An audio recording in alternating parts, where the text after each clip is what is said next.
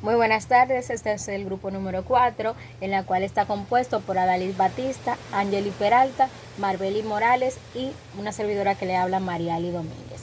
Hoy les traemos un tema que tiene como tema principal lo que son la teoría de la crisis. En este caso le estaremos tratando lo que son las fases, sus estados.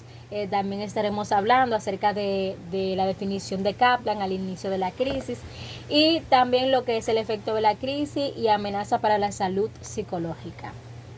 En este caso, dándole continuación a lo que es el tema de la teoría de crisis, cabe mencionar de que una crisis es un estado temporal de trastorno y de desequilibrio en lo que es el individuo, en el cual se caracteriza por una incapacidad de inestabilidad en la cual se generan lo que son situaciones en las cuales no se pueden solucionar o que no podemos controlarla de manera adecuada. A veces los individuos utilizan algunos recursos en las cuales estos pueden ser de manera positiva y de manera negativa.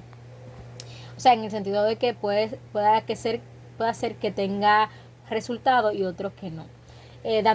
Dando paso a lo que es esta pequeña definición, podemos decir que esto abarca un poquito de lo que son algunos puntos claves que se identifican en algunos teóricos que estuvieron hablándonos acerca de lo que es la teoría de las crisis.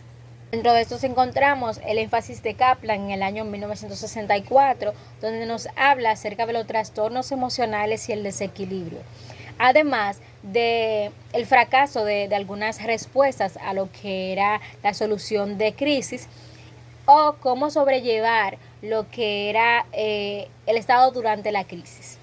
También encontramos a Taplin, que en el año 1971 nos habla o subrayó acerca de lo que fueron algunos componentes cognitivos de la crisis, o sea, de los estados de la crisis, en las cuales esta podría decirse que violó algunas expectativas de individuos que como que no creían en lo que era la situación. Si bien es cierto, las crisis tienen comienzos de indicios en las cuales pues nos indican algunas situaciones.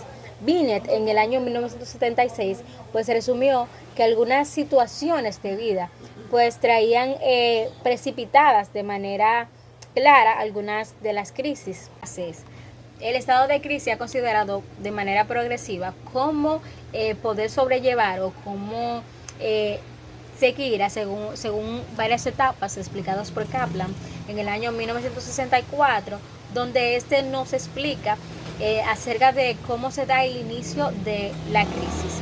En este caso, por número uno, podemos mencionar que hay una elevación inicial de tensión en la cual esta se da por un suceso extremo o una situación que se presente de manera extrema.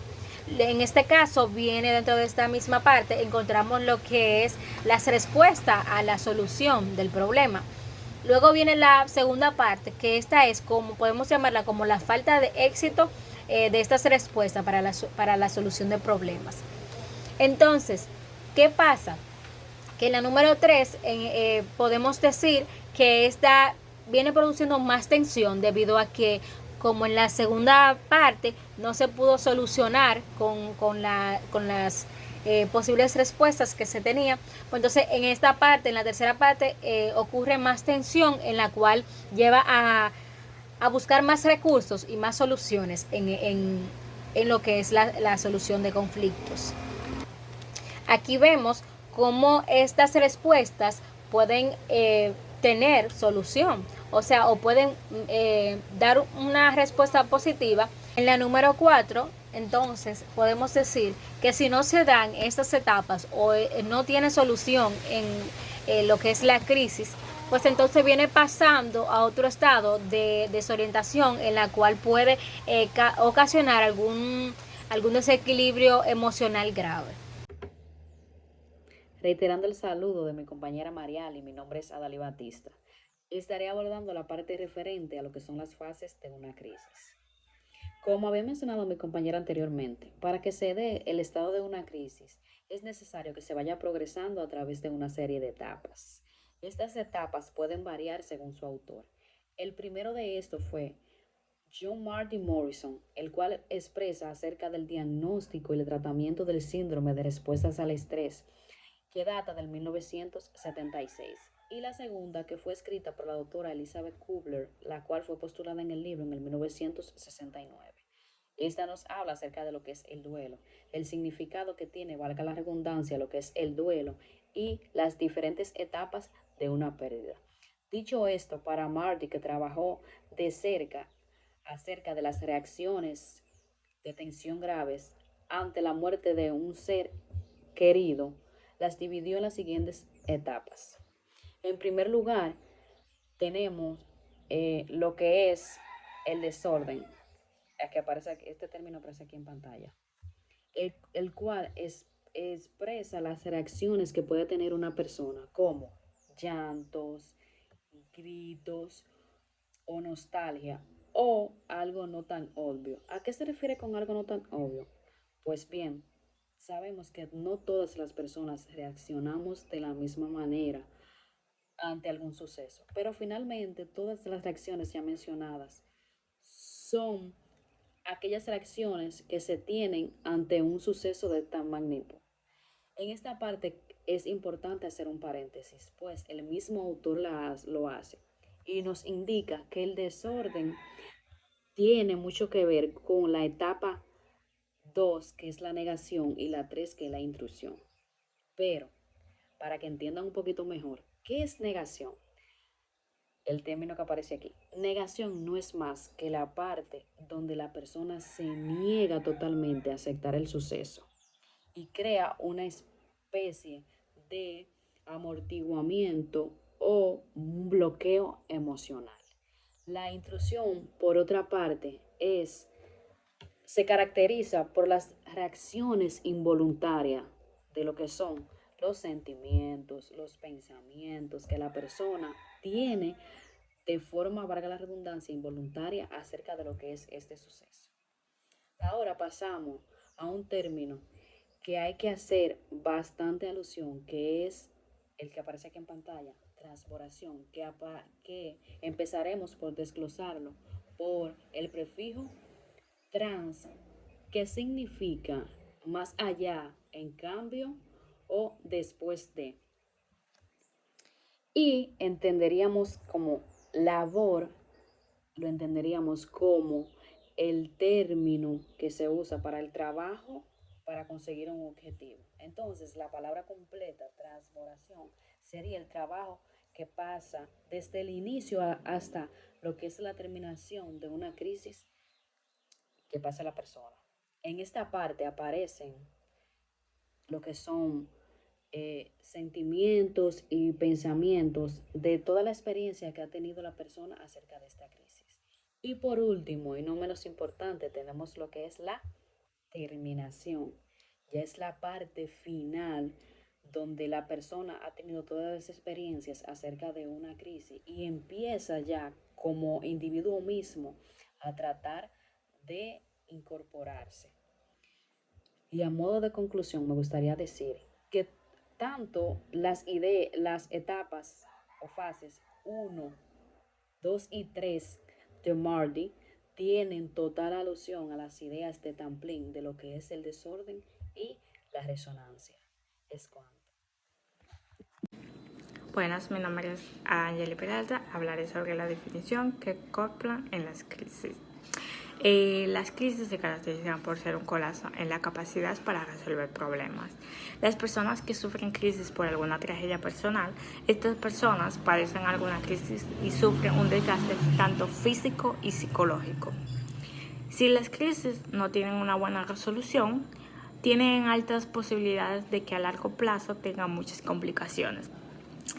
Lo que define a la crisis es como el punto de cambio, argumentado que el cambio puede ser sanar o enfermar, mejorar o empeorar. En sí, lo que quiere decir es que la crisis es un punto lo cual una persona puede avanzar o quedarse estancada. Existen 3 grupos de variables que hacen que determine si la persona puede desarrollar problemas a largo plazo o no.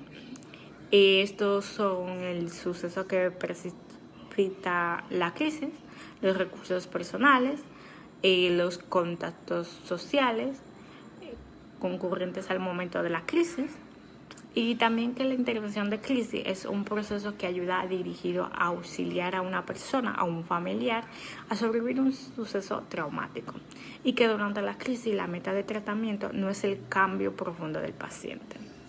Gracias, hasta aquí mi parte. Muy buenas tardes, mi nombre es Mabeli Morales Tavera, matrícula 1188996, pertenezco al grupo número 4 y mi tema a tratar son los efectos de la crisis y cómo este afecta la salud mental del individuo. Es ahí donde podemos decir que tenemos 3 posibles efectos de la crisis, que son el efecto que son para mejorar, para empeorar o para que la crisis regrese. Es ahí donde está el nivel previo del funcionamiento, que tiene poco significado para la crisis. Ya que una crisis es bastante desconcertante y tiene poco significado, se consideran que tienen un fuerte cambio, donde el peligro y la oportunidad son coexistentes y los riesgos son bastante altos. Los efectos peligrosos pueden ser físicos o psicológicos, ya que dentro de esto podemos tener lo que es el suicidio, el homicidio y otros que no son menos mortales, pero también forman parte de lo que es la violencia física. Una desorganización grave o la incapacidad de enfrentar algunos individuos